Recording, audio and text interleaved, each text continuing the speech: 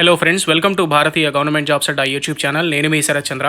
Current affairs 3rd and 4th May 2021కి సంబంధించి ముఖ్యమైన బిట్స్ అయితే ఈరోజు మనం తెలుసుకుందాము. సో వీడియో నచ్చితే తప్పకుండా లైక్ అయితే చేయండి, బికాజ్ నాకు ఎంకరేజ్మెంట్ ఇచ్చినట్టు ఉంటుంది. అండ్ అలాగే కరెంట్ అఫైర్స్ డైలీ కూడా చేసే అవకాశం అయితే ఉంటుంది. మీ లైక్స్ మీద డిపెండ్ అయ్యి నా నెక్స్ట్ వీడియోస్ కూడా డిపెండ్ అయి ఉంటాయి ఫ్రెండ్స్. సో తప్పకుండా లైక్ అయితే చేయడం మాత్రం మర్చిపోకండి. Coming to the first bit, who has been recently appointed as the 4th Deputy Governor of RBI? 4th Deputy Governor of RBI కింద ఎవరు అపాయింట్ అవ్వడం జరిగింది? Option 2 T Ravishankar. Next bit, the US government has recently approved the scale of P-81 patrol aircraft to India. రీసెంట్గా US government ఒక ముఖ్యమైనటువంటి approval అయితే ఇచ్చింది అండి. అది ఏంటి అంటే P-81 patrol aircrafts అంటారు వాటి పేరు. ఆ ఎయిర్ క్రాఫ్ట్స్ అన్నింటినీ కూడా ఇండియాకి సేల్ చేసేలాగా ఆ గవర్నమెంట్ అప్రూవల్ అయితే ఇవ్వడం జరిగింది యుఎస్ గవర్నమెంట్. అయితే ఈ P-81 ఎయిర్ క్రాఫ్ట్ అనేది ఎవరు మ్యానుఫ్యాక్చర్ చేశారు అంటే బోయింగ్కి సంబంధించినటువంటి సంస్థ ఏదైతే ఉంటుందో, బోయింగ్ సంస్థ, అది మన ఇండియన్ నేవీ కోసం అని చెప్పి ఈ P-81 ఏవైతే ఎయిర్ క్రాఫ్ట్స్ ఉంటాయో వాటిని మ్యానుఫ్యాక్చర్ చేయడం జరిగింది. ఈ P-81 ఎయిర్ క్రాఫ్ట్స్ అనేవి మ్యారిటైమ్ ప్యాట్రోల్లో అండ్ అలాగే యాంటీ సబ్మెరైన్ వార్ఫేర్లో, రీకానెసెసన్ మిషన్స్లో అండ్ అలాగే సర్వీలియన్స్కి సంబంధించిన వాటన్నిటిలో కూడా ఇవి కీలక పాత్ర అయితే పోషిస్తాయి. Coming to the next bit, 2021 Dadasaheb Phalke awards were announced. Dadasaheb Phalke awards 2021 సంవత్సరానికి సంబంధించి అనౌన్స్మెంట్ అయితే చేయడం జరిగింది. ఇందులో బెస్ట్ యాక్టర్ ఫీమేల్ కింద దీపికా పదుకొని సెలెక్ట్ అయింది. అండ్ అలాగే బెస్ట్ యాక్టర్ మేల్లో అక్షయ్ కుమార్ గారు సెలెక్ట్ అయ్యారు. బెస్ట్ ఇంటర్నేషనల్ ఫీచర్ ఫిలిం చూసుకుంటే కనుక పారాసైట్ అనే ఫీచర్ది, పారాసైట్ ఫిలిం అనేది బెస్ట్ ఇంటర్నేషనల్ ఫీచర్ ఫిలిం కింద అయితే సెలెక్ట్ అయింది. అలాగే బెస్ట్ డైరెక్టర్ కింద అనురాగ్ బసు అండ్ అలాగే బెస్ట్ ఫిలిం తన్హాజీ. ఇక ఈ దాదాసాహెబ్ పాల్కే అవార్డ్స్ గురించి కొంచెం ముఖ్యమైన సమాచారం తెలుసుకుందామండి. సో ఇందులో అదేంటి అంటే Dadasaheb Phalke is also known as father of Indian cinema. జనరల్గా ఈ బిట్ అనేది ఎస్ఎస్సి అలాగే సిడిఎస్, యూపీఎస్సీ అన్ని ఎగ్జామ్స్లో అడుగుతారు. ఫాదర్ ఆఫ్ ఇండియన్ సినిమాని ఎవరిని అంటారు అంటే దాదాసాహెబ్ పాల్కేని అయితే అంటారు. అయితే ఆయన బర్త్ యానివర్సరీ సందర్భంగా ప్రతి సంవత్సరం కూడా మన దాదాసాహెబ్ పాల్కే అవార్డ్స్ అయితే పురస్కరించుకోవడం జరుగుతుంది. దాదాసాహెబ్ పాల్కే అవార్డ్స్ ఈసారి 150వ బర్త్డే చొప్పున మనం అయితే సెలబ్రేట్ చేసుకుంటున్నాము. So 151st birth anniversary Dadasaheb Phalke గారిది. అండ్ అలాగే Dadasaheb Phalke first feature film ఏంటి అంటే రాజా హరిశ్చంద్ర. ఆయన ఫస్ట్ ఫీచర్ ఫిలిం తీసింది రాజా హరిశ్చంద్ర అండి. ఈ బిట్ కూడా చాలా చాలా important. Coming to the next bit, operation Samudra Setu 2 has been started in Indian coastal waters. ఇది చాలా చాలా ఇంపార్టెంట్ బిట్. ఎందుకంటే ప్రజెంట్ ఇండియాలో చాలా కరెంట్ ఇష్యూ నడిచేది ఏంటి అంటే ల్యాక్ ఆఫ్ ఆక్సిజన్. ఈ ల్యాక్ ఆఫ్ ఆక్సిజన్ గురించి ఈ ఆపరేషన్ సముద్ర సేతు 2 అనేది స్టార్ట్ చేశారు. ఆక్సిజన్ కొరత వచ్చింది కదా, దాని గురించి స్టార్ట్ చేసిన మిషన్ పేరు ఆపరేషన్ సముద్ర సేతు.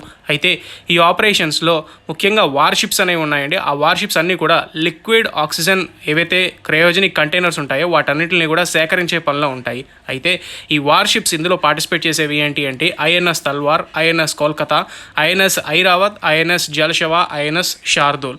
అయితే ఈ ఐఎన్ఎస్ తల్వార్, ఐఎన్ఎస్ కోల్కతా అనేది ఈ రెండు కూడా వేరే కంట్రీస్కి డైవర్ట్ చేయడం జరిగింది. ఈ రెండు చేసే పని ఏంటి అంటే ఐఎన్ఎస్ తల్వార్ ఏం చేస్తుందంటే 40 మిలియన్ టన్స్ ఆఫ్ ఆక్సిజన్ని బహ్రెయిన్లో ఉన్నటువంటి మనామా అక్కడి నుంచి ముంబైకి తీసుకురావడం జరుగుతుంది. ఎందుకంటే ఇండియాలో ఆక్సిజన్ కొరత ఏర్పడింది కదా, సో అందులో మనకు బహ్రెయిన్ దేశం బాగా సపోర్ట్ చేస్తుంది. సో మనామా నుంచి 40 మిలియన్ టన్స్ ఆఫ్ ఆక్సిజన్ కంటైనర్స్ని ఐఎన్ఎస్ తల్వార్ అయితే ముంబైకి తీసుకురావడం జరుగుతుంది. అలాగే ఐఎన్ఎస్ కోల్కతా చూసుకుంటే కనుక మెడికల్ సప్లైస్ తీసుకురావడానికి ఈ ఐఎన్ఎస్ కోల్కతా అయితే వెళ్ళిందండి. అయితే దోహాకి వెళ్ళింది. ఈ దోహాలో మెడికల్ సప్లైస్ తీసుకుని అండ్ అట్నుంచి అటు కువైట్ వెళ్ళి అక్కడ లిక్విడ్ ఆక్సిజన్ ట్యాంక్స్ అన్నింటినీ కూడా ఐఎన్ఎస్ కోల్కతా క్యారీ చేసి ఇండియాకి తీసుకొస్తుంది. ఇక ఐఎన్ఎస్ ఐరావత్ అయితే సింగపూర్ వెళ్ళి లిక్విడ్ ఆక్సిజన్ ట్యాంక్స్ అన్నీ కూడా తీసుకొస్తుంది. అలాగే మిగతా షిప్స్ ఏవైతే ఉంటాయో అవన్నీ కూడా నేషనల్ ఎఫర్ట్ కింద వాటిని అయితే డిప్లాయ్ చేయడం జరిగింది. ఇవి త్రికండ్, కొచ్చి అండ్ తాబార్లో అయితే వీటిని డిప్లాయ్ చేశాడు. దీనికి సమానంగా మన ఇండియన్ రైల్వేస్ అనేది ఆక్సిజన్ ఎక్స్ప్రెస్ ట్రైన్స్ అనేవి రన్ చేస్తుంది. ఇది దేనికి రన్ చేస్తుంది అంటే ఆక్సిజన్ ట్యాంకర్స్ అన్నీ కూడా ఈ ఆక్సిజన్ ఎక్స్ప్రెస్ ట్రైన్లో పెట్టి క్యారీ చేస్తారు. ఈ ఆక్సిజన్ ఎక్స్ప్రెస్ ట్రైన్ ఎక్కడైతే ఏ స్టేట్లో అయితే ఆక్సిజన్ కొరత ఉందో ఆ స్టేట్లో ఆక్సిజన్ అనేది సప్లై చేయడం కోసం అని చెప్పి ఈ ఆక్సిజన్ ఎక్స్ప్రెస్ ట్రైన్ అయితే ఐఆర్సిటీసీ ఇండియన్ రైల్వేస్ అయితే రన్ చేయడం జరుగుతుంది. చాలా చాలా ఇంపార్టెంట్ అండి. ఈ పాయింట్స్ అన్నీ కూడా నోట్ చేసుకోండి, లేదా వీడియో డిస్క్రిప్షన్లో పీడిఎఫ్ ఉంటుంది, దాన్ని డౌన్లోడ్ చేసుకుని కూడా మీరు చూసుకోవచ్చు.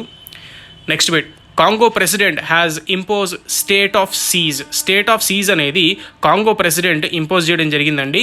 అసలు ముందుగా ఈ కాంగో అంటే ఏంటి, ఇది ఎక్కడుంది చూసుకుంటే కనుక కాంగో అనేది సెంట్రల్ ఆఫ్రికాలో ఉన్నటువంటి కంట్రీ. అండ్ అలాగే ఆ కాంగో దేశ ప్రెసిడెంట్ వచ్చేసరికి ఫెలిక్స్ తిష్కేడి. సో ఈ పేరు బాగా గుర్తుపెట్టుకోండి, ఒక్కొక్కసారి నోరు తిరగకపోతే మాత్రం 2-3 సార్లు చదువుకుంటే మీకు అర్థమవుతుంది. సో సెంట్రల్ ఆఫ్రికాలో ఉన్నటువంటి ఈ కాంగో దేశంలో ప్రెసిడెంట్ గారు స్టేట్ ఆఫ్ సీజ్ అనేది స్టార్ట్ చేశారు. ఇది ఎందుకు స్టార్ట్ చేశారు అంటే అక్కడ బాగా వైలెన్స్ అనేది పెరిగిపోయింది. ఈస్టర్న్ ప్రావిన్సెస్ ఆఫ్ నార్త్ కివూలో అండ్ అలాగే ఇటూరిలో, ఈ 2 ప్రాంతాల్లో కూడా వీటిని ఈస్టర్న్ ప్రావిన్సెస్ అంటారు. వీటిల్లో స్టేట్ ఆఫ్ సీజ్ ఇంపోజ్ చేయడం జరిగింది వైలెన్స్ పెరిగిపోవడం కారణంగా. ముఖ్యంగా ఈ స్టేట్ ఆఫ్ సీజ్ అంటే అర్థం ఏంటి అంటే గవర్నమెంట్ అనేవి కొన్ని స్ట్రిక్ట్ రూల్స్ రెగ్యులేషన్స్ అనేవి అందులో వాళ్ళకంటే పెడతారనమాట. ఆ స్ట్రిక్ట్ రూల్స్ రెస్ట్రిక్షన్స్లో ఎవరైనా సరే దేశం బయటికి వెళ్ళడం కానీ లేదా ఈ దేశంలోకి ఎంటర్ అవ్వడం కానీ చేయకూడదు. ఎందుకు అంటే ఆ రూల్స్ అండ్ రెగ్యులేషన్స్లో అవన్నీ కూడా మెన్షన్ చేయబడ్డాయి. ఒకవేళ అలా ఎవరైనా వయలేట్ చేసినట్లయితే వాళ్ళందరినీ కూడా అరెస్ట్ చేసి వారెంట్ ఛార్జ్ లేకుండానే అరెస్ట్ చేయడం అయితే జరుగుతుంది. అండ్ అలాగే ఎవరైతే ఈ వైలెన్స్కి పాల్పడుతున్నారో వాళ్ళకు కూడా ఎటువంటి అరెస్ట్ వారెంట్ లేకుండా అయితే వీళ్ళని అరెస్ట్ చేయడం జరుగుతుంది అండి. సో ఇందులో వాళ్ళు ముఖ్యమైనటువంటి పాయింట్ ఏం మెన్షన్ చేశారు అంటే ఈ ఉగాండాన్ ఇన్సర్జెంట్ ఫ్యాక్షన్ మాత్రమే కారణం అవుతుంది. ఏదైతే ఈ వైలెన్స్ జరుగుతుందో ఈ ఉగాండాన్ ఇన్సర్జెంట్ ఫ్యాక్షన్ అనేది దీనికి కీలకమైనటువంటి పాత్ర పోషిస్తోంది. ఇది 1990 నుంచి స్టార్ట్ అయింది, కానీ ఇప్పటిదాకా ఈ ఫోర్సెస్ అనేవి కొనసాగుతున్నాయి. సో కాబట్టి ఇది చాలా ప్రెజెంట్ ట్రెండింగ్లో ఉన్నటువంటి బిట్. కాంగో ప్రెసిడెంట్ ఎవరు అని కూడా అడుగుతారు, నోట్ చేసుకోండి. Coming to the next bit. 40 tons of fish died in the river Litani, the longest river in Lebanon. Lebanon దేశంలో అత్యంత పొడవైన రివర్ పేరు ఏంటి అంటే మీకు చూసుకున్నట్లయితే రివర్ లిటానీ. ఈ రివర్ లిటానీ అనేది లాంగెస్ట్ రివర్ అండి లెబనాన్లో. అయితే రీసెంట్గా ఈ రివర్కి సంబంధించినటువంటి ఒక లేక్ అనుసంధానమైంది, దాని పేరు కోరాన్. ఈ కోరాన్ అనే ఏదైతే లేక్ ఉంటుందో అందులో 40 tons ఆఫ్ ఫిష్ అయితే చచ్చిపోయింది. ఎందుకు 40 tons ఆఫ్ ఫిష్ చనిపోవడానికి కారణం ఏంటి అంటే మొత్తం దీనికి సంబంధించిన పొల్యూషన్ ఏదైతే ఉంటుందో ఆ పొల్యూషన్ అంతా కూడా ఈ లేక్లోకి వదలడం కారణంగా ఆ 40 టన్నుల ఫిష్ అయితే చచ్చిపోవడం జరిగింది. అందులో చేపలన్నీ కూడా చచ్చిపోయాయి. మొత్తం వెలగడితే కనుక 40 టన్నులు అయితే ఉన్నాయండి. సో చాలా ఇంపార్టెంట్ బిట్. లిటానీ రివర్ అండి. ఈ లిటానీ రివర్కి అనుసంధానమైన లేక్ ఏంటి అంటే కోరాన్. Coming to the next bit. Russia has produced the COVID-19 vaccine for the animals. The name of vaccine is Carnivac Cov. ఈ కార్నివిక్ కోవ్ అనేది రీసెంట్గా రష్యా దేశం అనేది యానిమల్స్కి కోవిడ్ అయితే వస్తుంది. ఈ మధ్య చాలామందికి తెలియని విషయం ఏంటంటే యానిమల్స్కి కోవిడ్ రాదు అని చాలామంది అయితే అనుకుంటున్నారు. వస్తుంది, కానీ చాలా తక్కువ పర్సంటేజ్లో వస్తుంది, హ్యూమన్స్కి వచ్చినంత కాదు. సో వాటికి కూడా ఇమ్యూనిటీ పవర్ అనేది ఉంటుంది. వాటికి ఇమ్యూనిటీ పవర్ ల్యాక్ అయినప్పుడు మాత్రమే COVID-19 అటాక్ అవుతుంది. అయితే ఆ COVID-19 అటాక్ అవ్వకుండా ఉండడం కోసం అని చెప్పి వాటికి కూడా కార్నివిక్ కోవ్ అనే వ్యాక్సిన్ రష్యా దేశం డెవలప్ అయితే చేయడం జరిగింది. నెక్స్ట్ మిస్సిలీనియస్ కరెంట్ అఫైర్స్ అంటే ఇవన్నీ కూడా చాలా చాలా ఇంపార్టెంట్వి అండ్ అలాగే బుక్స్ గురించి కూడా ఇందులో మెన్షన్ చేయబడ్డాయి. ముందుగా first May day is observed on 1st May 2021. Next bit. రీసెంట్గా లివింగ్ మౌంటైన్ అనే బుక్ని అమితావ్ ఘోష్ అయితే రాశారు. Suresh Raina has recently launched a book called believe. My experiment with silence అనే బుక్ రీసెంట్గా సమీర్ సోనీ అనే ఆయన రాయడం జరిగింది.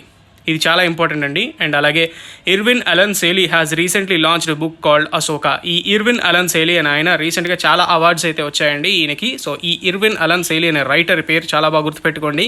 ఈయన రీసెంట్గా రాసిన బుక్ పేరు ASOCA Ashoka. The little book of encouragement written by Dalai Lama. Dalai Lama పేరు మనందరికీ తెలిసింది, చాలా ఫేమస్ నేమ్ అండి. ఈ నేమ్ కూడా గుర్తుపెట్టుకోండి. ఈయన రాసిన బుక్ పేరు the little book of encouragement.